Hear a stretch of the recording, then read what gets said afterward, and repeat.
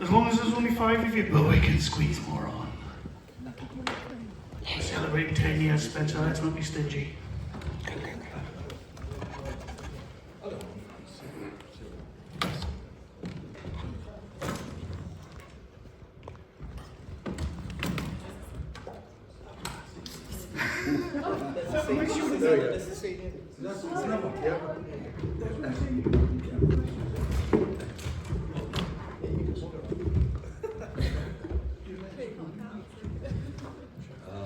I'll be honest. Can I sit this way?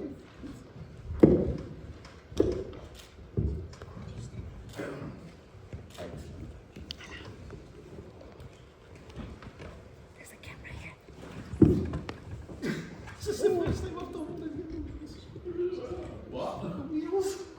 You're scared of a wheelie chair, you just want somebody executed twice. I'm not going to fall off the back of it. Right, okay. You just turned into Peter, because that's the same malarkey we had with him yesterday. Just keep still, stop falling about. Professional as ever.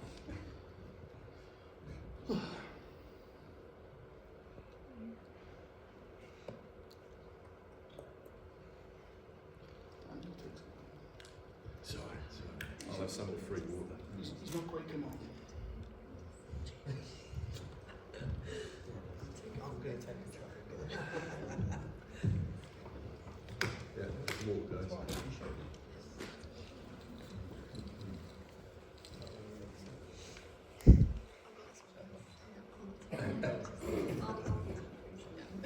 Yeah, I was going to say anything I don't want to answer, I'm just going to feed down the line. So Alex, you're going to give a really tricky question. Thank you.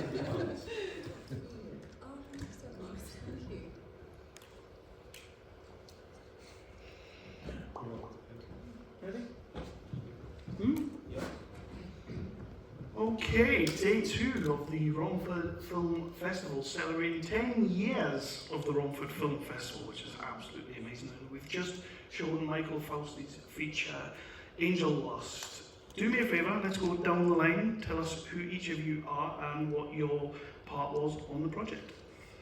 Michael Fausti, writer-director. Keba, you're doing cinematographer. Susanna, and I played Marcella, the antagonist. Rohan, and I play Ophelia. Alex Nathan Woods, I played Lucy, Red University. So I'm going to start a little bit different here, and I'm going to ask indie filmmaking is pretty hard at the best of times. Why did you all want to be part of this industry? What inspires you to do it? Deep question. I suppose to express myself creatively. I've got stories to tell, and yeah, that's it really. I'm going to be spending the next remaining years of my life telling stories. So there you go. That's why. I was good at nothing else. I was just always obsessed with film, and, ever since I was so small. Yeah, just to echo what you both said, I love telling stories, I love amazing characters, creative teams are really exciting to be part of, and there's nothing quite like the immersive nature of film. It's got you. That answer. Yeah. Yeah, that was better than mine. Yeah, I completely agree with all of you, and it's the collaboration and the creating together, creating it from just a vague idea into something tangible that we can actually watch. It's the most amazing. Yeah, I agree with all of you as well. Yeah, I mean, as a child, I'm to films and video games, my sort of great escape. I love them very much, and just love it. It's as simple and complicated as that. What to say? So this is kind of an obvious question, and I'm scared to ask it, but Michael, where did the initial concept for this film come from?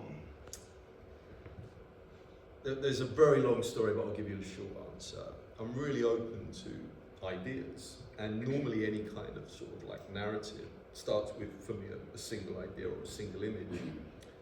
And it started with the idea of Ophelia drowning.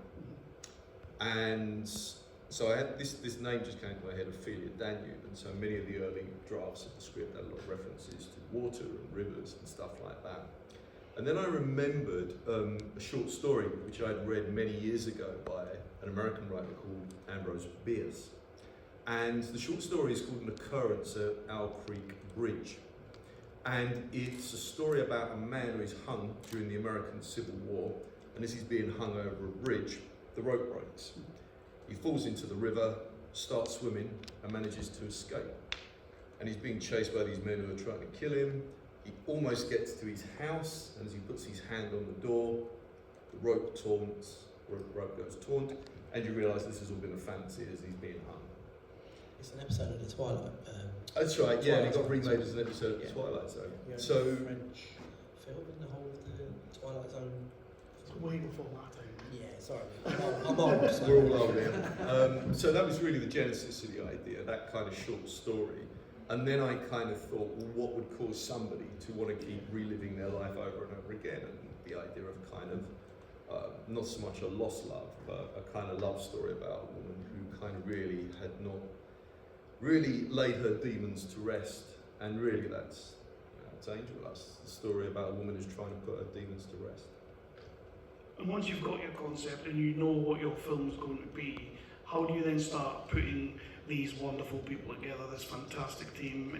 How did you know who you wanted to be part of it, and how did you guys feel about getting involved? What was the selling point?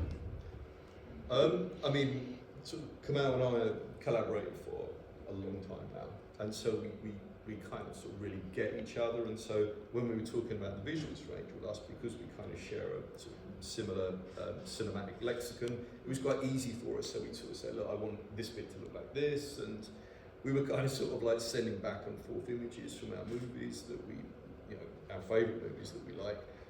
And then from there you then get into casting, and we'd already worked with both Ro and Alex before, and so, I mean, you're going to get a bit of a spoiler. Initially Ro auditioned for the character of Celeste.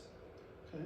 But she sort of messaged me from her hotel room, were you in Thailand or I was something? in Singapore. Singapore. And she sort of said, I am Ophelia Danube, I have to play the part. And I was kind of like, yeah, I don't know if I really see you as Ophelia Danube. Oh, right, okay.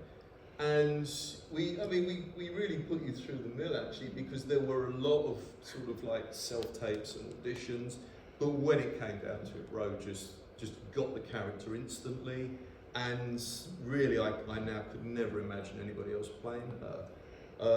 Alex as well, what a voice. And we had a lot of auditions for the character of Lucian, but it was kind of like, I know Alex, but actually it just then came down to best person for the job. And the same for Susanna. I think Susanna, out of all of the roles, yours was the most subscribed. I think we had like 150 applicants for the role of Marcella. And we were talking about this earlier, we were talking about self-tapes and what you look for in a self-tape. And do you know what? Sometimes you can't really say what it is. It's something. And it's something you can't quite put your finger on. And in the case of Marcella, sorry, Susanna, No. you encapsulate the part so well, they're interchangeable. It was just, yeah. So that's kind of how, I don't even want to ask everybody that question. Well, from that point, you know who you want, and you've approached these people, but then we'll go back down the line, kind of whichever way you want to go. What was the selling point to jump in on this film? Want me to go first, guys? For me, working with Fausty again was No. a no-brainer for me, because, like you said, the two of us have a kind of connection that we understand the way that each other works and the kind of stories that we want to tell. When I read the script, though, it blew me away. Thank It genuinely blew me away. Michael's got this really unique way of, old school way of sending you a hard copy of the script. So I got it in the post, opened it, sat with whiskey, and read it. And I just read it, and I fell in love with the script straight away. And I knew, I rang him up straight away and said, we have to make this. And we have to make it as best as we can within unlimited means, because we're obviously working on low budget.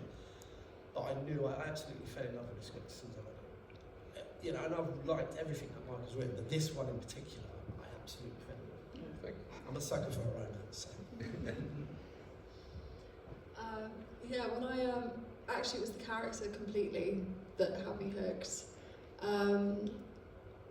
Reading the sort of brief sort of overview of Marcella, I could just read, the obvious sort of qualities she has, but then within that also there was a hint at sort of vulnerability, and it is essentially, a love story that is like the core running all the way through. And it's not just one character who experiences that, or two characters, it's all of the characters. And so that was what really hooked me. I was like, oh my god, I'd love to play this character. And then, on top of that, the team, sensational from the off. Not just in like the briefing notes before the auditions, but also the auditions themselves. There was not every single part of this process, from cast to crew, just gelled so beautifully together. It was truly collaborative. And that's what you find in indie projects, and that's the beauty of it. Making this vision come to life was really special. That's what hooked me. The character, the plot, and then this incredible team. Same for me. I have worked with this team before, and I knew what I was going to. I really enjoyed working with you guys. Thank you. And the way we work together is sort of like it is collaborative, and it's very sort of we listen to each other, and if there's ideas, we're all open to each other's ideas, basically. And I really enjoy that. And then obviously when I read the script, I was like Kim said, it was beautiful. Like I was hooked immediately. I think I read through it like 3 times and cried every time. Just messaged Mike. I was like, this is amazing. Please, yes, I want to do it. Like, no question. I will do it. So, yeah, 100%. And the rest of the team as well. It's been amazing to be a part of this. For me also, to work with Mike, it's sort of 2 periods of my life doing this acting thing. The second time was when lockdown came, genius idea, when no one's actually doing anything. But I did 2 things during that time. I did a lot of drunk Zoom quizzes with friends and their mothers. And the other thing I did was watch a lot of films. I was probably watching 2 or 3 a day, probably, and a lot of UK indie stuff. And during that time, there was a handful of UK indie directors alike. They've got a clear vision, strong voice. I'd love to work with these people, and 3 of them were actually involved in this film. And I reached out to all of them at that time. I saw Exit. In this case, it was Exit. I was like, man, whatever, I can be involved with Mike would be wonderful. And I was thrilled when he asked me to do Burnt Flowers, and then with this, I was thrilled to be involved at all, let alone this character. I loved very much. So something that was mentioned a couple of times there, Kamal, you mentioned about working on a budget kind of thing, and you're all kind of talking about community. And I understand that when it comes to independent filmmaking, the goodwill of other people is paramount. One thing I did notice though, like I do my interviews sometimes in Screen 6. I've not been in Screen 6 this year. I can't go in Screen 6 this year. How important was it for somewhere like the Lumiere to let you go into Screen 6 and turn it into a non-sex club? Do you want me to answer this one? Well, yeah, but like, how important is the goodwill of others as well? And also, how much fun was it making that?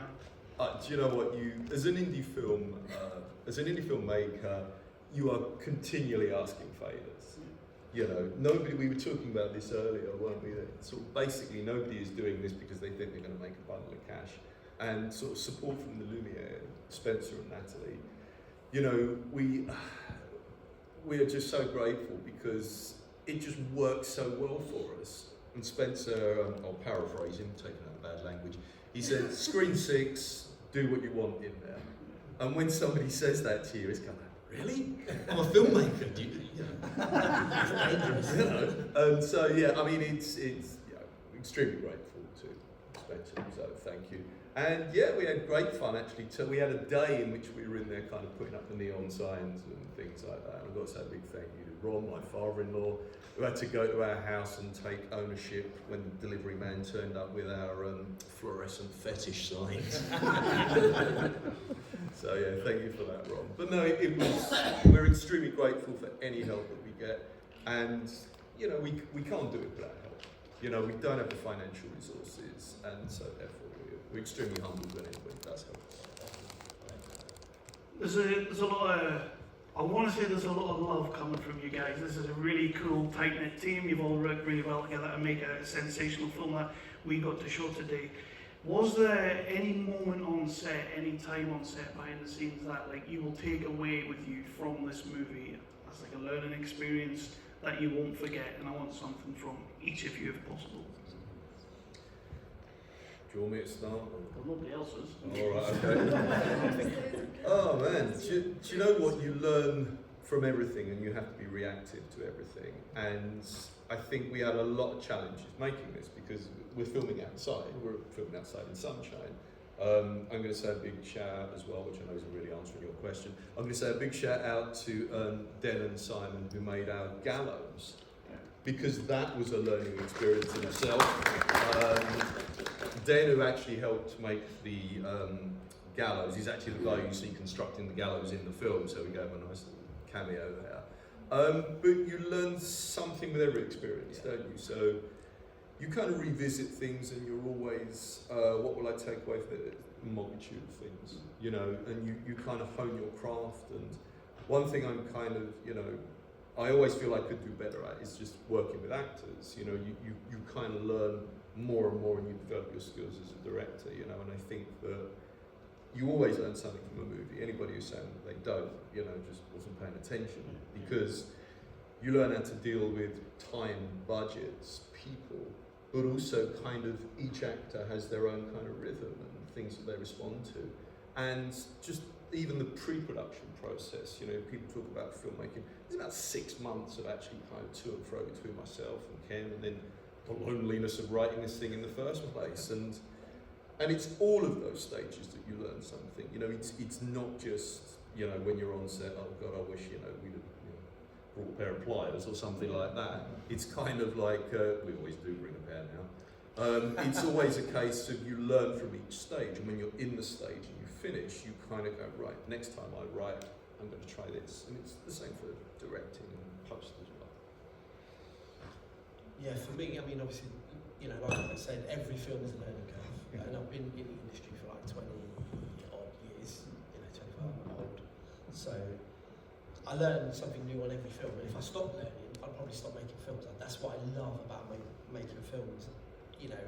So definitely, but with this film in particular, the outside stuff was really, really difficult because it was not many. You'd think that was probably the easiest bit, but it's the bit that I couldn't control.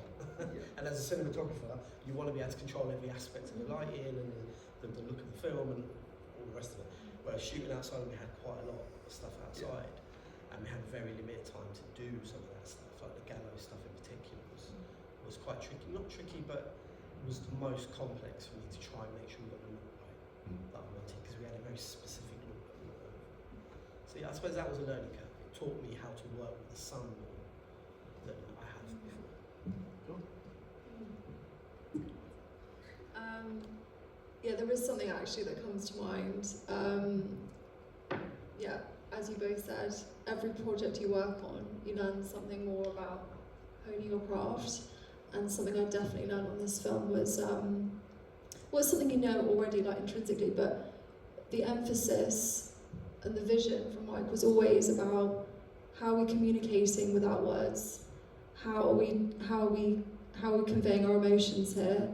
And that was something that Ken was incredible with as well. He was always very, he emphasised where the camera will be, how close are we going to be, what we're going to pick up from your eyes, and the emphasis from the first day on set was the interplay of the eyes. So that was something that was so huge, I felt, running through the whole film actually, was how these characters are communicating without words. And also because we had so many amazing and generous scene partners, you're able to listen to each other and more feel the scene rather than, ideally, the truth is, you want to forget your lines. You want to know them so well that they're in your body, you forget your lines and you are just feeling whatever it is you're feeling with the person opposite you, and that's the most beautiful thing.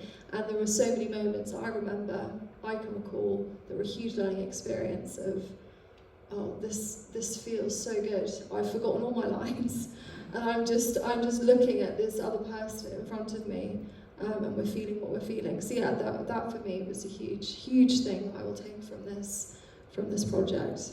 Really formative, actually. Yeah, that's a good point.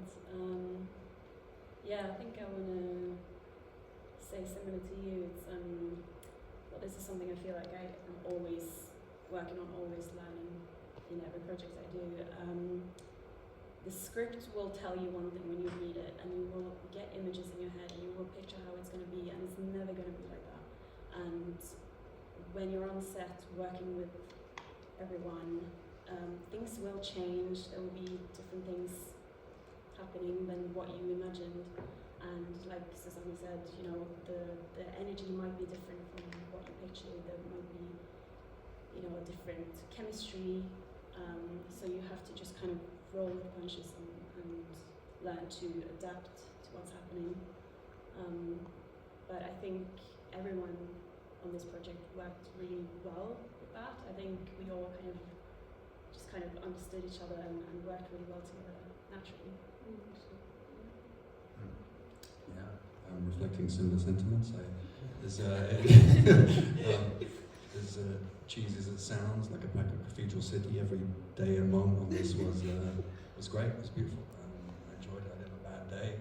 I loved it. When you love it like that, even if it's hard work, it's just pleasure, it's joy.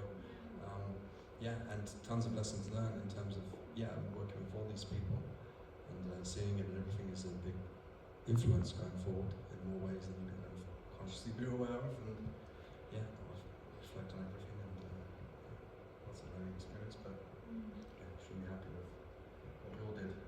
Thank you.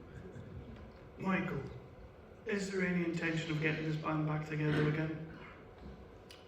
Who knows? Yeah, no, of course. I mean, to be honest with you, it's one of those kind of things that when you work well with people, why wouldn't you want to work with them again?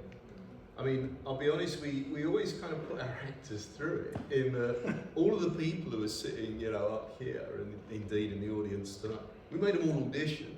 You know, even though we've had a sort of long working relationship with Ro and indeed sort of like Alex, everybody auditions because I kind of think that that's the fairest approach. But yeah, as a collaborative team, of course, you know, if something's working well, we would continue. And yeah, that might be your last question, so I won't preempt that question. I'm going to throw it out to the audience first, but we will get there. Do we have any questions in the audience? We've got a couple of hands there. If you ask a good question, you get a poster.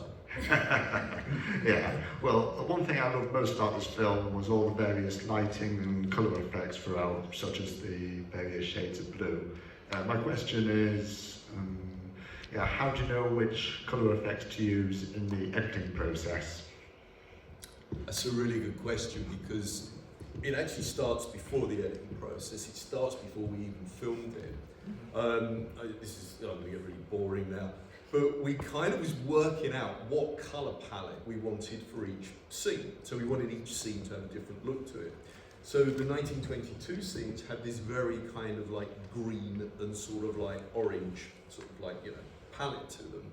And we worked that all out in advance. And so we knew therefore that when we were going into film the 1922 stuff, we were going to kind of like, you know, use these gels and we were going to kind of like costume certain people in certain ways. And so, to sort of answer, give you an abbreviated answer, we kind of planned it out in advance, and then when you get into post, you can kind of push that more, or sometimes you might even want to bring it down too much if it is there too much. But there was a conscious choice there, and really it kind of, we needed each kind of like historical period to look different. We didn't want them all to look the same, even though kind of say, you know, realistically, there probably wasn't a lot of difference between 1782 and 1832 in terms of how it looked to everyday people.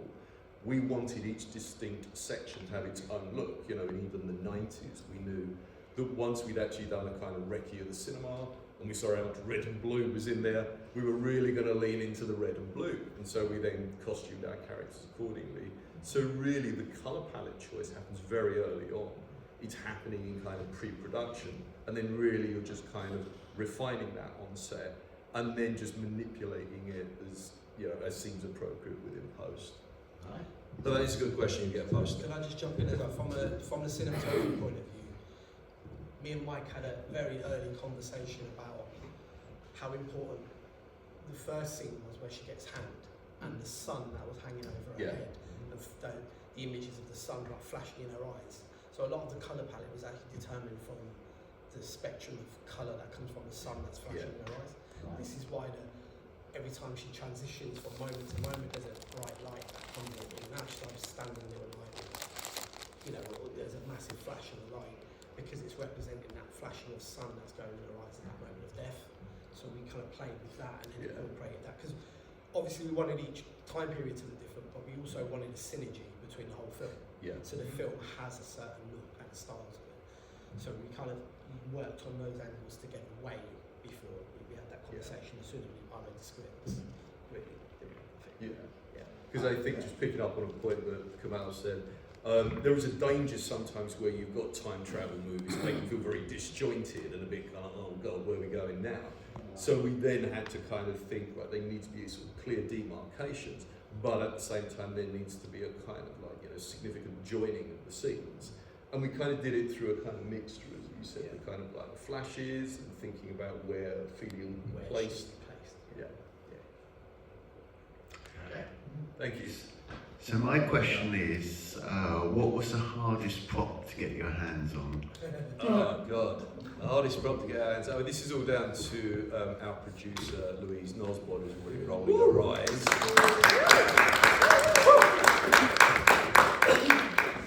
I'm trying to think what was actually. I mean, there were a number of things within the script that are kind of named.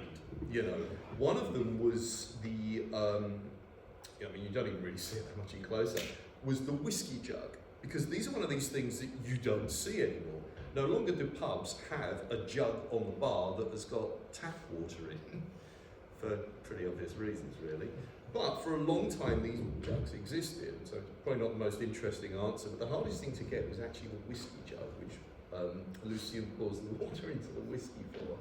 A lot of the other stuff we just kind of accumulated along the line. So it's quite difficult in the UK to get hold of a lot of sort of religious ephemera because traditionally Protestants did not have statues of the Virgin Mary and things like that.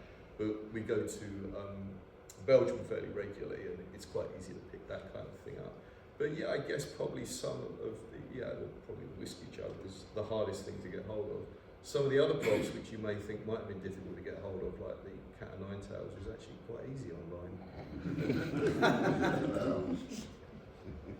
Anyone else? One for me. What was the biggest challenge in terms of shooting of the entire film? I'll hand it over to you, Kamal. To be honest, each setup, not each setup, but each particular scene or time period had its own challenges. I'd probably say the nightclub, simply because we were in a cinema, and originally in the script it was just the nightclub. But because we couldn't find the specific nightclub we wanted to film in, obviously then you guys helped us out by offering us a cinema, and we kind of incorporated that style of the cinema into the kind of look. So that was a bit tricky, wasn't it? Because obviously it's a great big space, so luckily we had lovely space, but it meant that I couldn't hang lights, or I couldn't do the usual stuff that I do when I'm lighting. So it was a bit more complicated in that sense. So I'd probably say the nightclub and the sun in the middle of Billericay, where we were shooting the gallows. But yeah, that was probably for me the most challenging.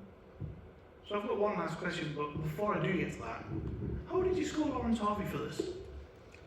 We've had him loads of times, haven't we? Yeah, to be honest, I just reached out to Lawrence. Lawrence is he's a great guy, he's a great supporter of ours. And we had him on board for both the guest segment for Video Shot Tells Terror and also Burnt Flowers. And we just really love working with Lawrence. I mean, despite his kind of sort of like quite stern demeanour, he's actually a real laugh. And so I just kind of sort of said to him, look, here's the script, do you want to do this? So he went, oh yeah, I'd love to do that. And no, he really threw himself into the role, and we had quite an extended conversation about the Open University, which I doubt there's anybody in this room who remembers what the Open University was, and kind of like these kind of like incredibly dull sort of tutorials that they would put on at 5 o'clock in the morning to kind of teach like television engineers how to use equipment, or kind of like these lectures on theoretical physics. And so that was the kind of idea behind the remote university, that sort of figure is being forced to do dull tutorials. And then when we shot the, when he's playing Janus, you know, the other character that he plays, yeah, he really got into that. He really liked that. We've got a lot of outtakes of Lawrence improvising, which I'm sure one day we'll put on Blu-ray. But yeah, no, to be honest, Lawrence is an absolute pleasure. He's always been extremely supportive of us. And yeah, no, I mean, Lawrence is an absolute gem. And as I say, it was just as easy as reaching out to him to work with him previously. And he's somebody I cheerfully work with again. He's an absolute diamond. So with that, you quickly, briefly mentioned Blu-ray there. Yeah. What is the future for Angel Lust? We got to show it here today. Thank you again very much. We had an amazing audience for it. Are you planning further adventures of this movie? What happens with the movie past festivals? All that good stuff. Yes, so it's doing its festival run at the moment. There's a number of festivals you have confirmed, which I can't say yet, run a bit of an embargo for that. We don't like them anyway. I knew you were going to say that. To be honest with you, yeah, there's a lot of screens coming up for us. It's actually really exciting because you make these things in isolation, and then it's kind of like, are people going to get this? Are people going to respond to this? Are people going to be completely repelled by this? Are you going to kind of submit to all these festivals and just get knockbacks? But so far, and I can't say much, we are getting some really positive feedback. So it's I think this is the second step on its journey. So it's early days, but it is beginning its film run, and the kind of sort of responses that we're getting back are extremely encouraging. Further adventures? Oh, releases. Right, so we've got Burnt Flowers that will be coming out on Blu-ray very soon. Let's get the plugs in. All plugs and B&Q. So we've got Burnt Flowers coming out in physical. Keep checking Fausti, our website at Fausti Films first. I've done a director's cut of Vergessen, which I have colour graded. It's an extended version with a commentary. I've put an essay about Nazi exploitation film on there that I've also kind of recorded. Kamau and I have recorded documentaries about making Burnt Flowers and Vergessen, and we're actually filming, as we speak tonight, a documentary about the making of Angel Lust, which will also appear on that Blu-ray. We self-fund and we self-release. This is how we fund our movies. You know, we sell stuff to make our films. So every time somebody buys a T-shirt from us, and these lovely T-shirts are available from the website. I've got a couple in the boot of the car if you want one. And this is how we do it. And really, you know, in terms of sort of further adventures of Fausti Films and our sort of, you know, collaborators, that's it. You know, we're raising money for the next project, which I have written. I was actually working on it this morning. I've got an outline, I've got my 7 character profiles for the kind of sort of 7 leads in the film, not 7 leads, 7 sort of like main characters. And this is it. You know, we were talking earlier about momentum, and it's about maintaining that momentum. When anybody ever asks the question, what's next? There should always be something next, you know. I'll kind of answer what's next for us in addition to what I've already listed. But you know, the spirit of collaboration we were speaking about earlier. I've appeared in Kamau and Alex's film, Echoes of Him, which was kind of, you know, repaying a debt of honour, I would call it, because you know, these guys have helped us immensely. You know, in some cases they've waived their fees or just worked for expenses, and so therefore I in turn will support them. They were sort of very generous enough to ask me to actually play a role in Echoes of Him, which I'm still extremely flattered about, because I don't actually think I can act. No, he's great. You guys. I'm going to finish up with, can I get a 2-word answer from each of you that describes the art of independent filmmaking? Oh, Jesus. Just 2 words. Is that yours, oh Jesus? It works. Well, I'll give you one, collaboration. Come back. Yeah, come back to Ken. I have got an answer, but it's not 2 words. It's just like a brief little. You can have 3, Okay. 4. What's the word? Okay, does anyone know the word for when you feel like most alive? That's the word. Alive? Alive, but like you feel very alive. You feel Very alive? That's 2 words. Okay, very alive. You know what I mean? Yeah. I can't think of the word. It's a challenge. Yeah. It's a challenge. Magical. It's fun. It's fun. Yeah. Magic and colour. Yes. Fun magic. 2 words I can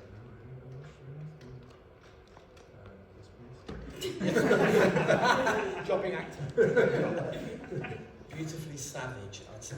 Oh, that's good. I wish I'd have thought of that. Because That's great. it's really hard work being an independent filmmaker.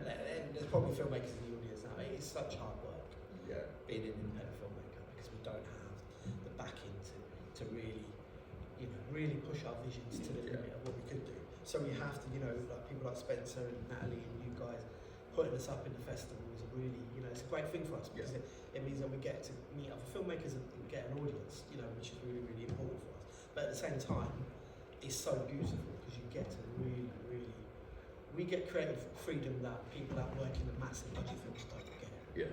Because we can really tell the stories we want to tell and we don't have to worry about someone's checkbook apart from Mike's. Yeah. And Louis, obviously. So, it's beautifully savage for me. That's how it is. As always, Sorry, yes. I just got my 2 words from you.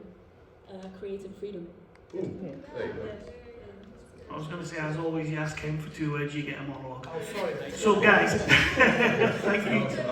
thank you so much for letting us show this movie today, but most of all, thank you for being here and submitting to the festival. And can we get a round of applause for our panel? Thank you, guys.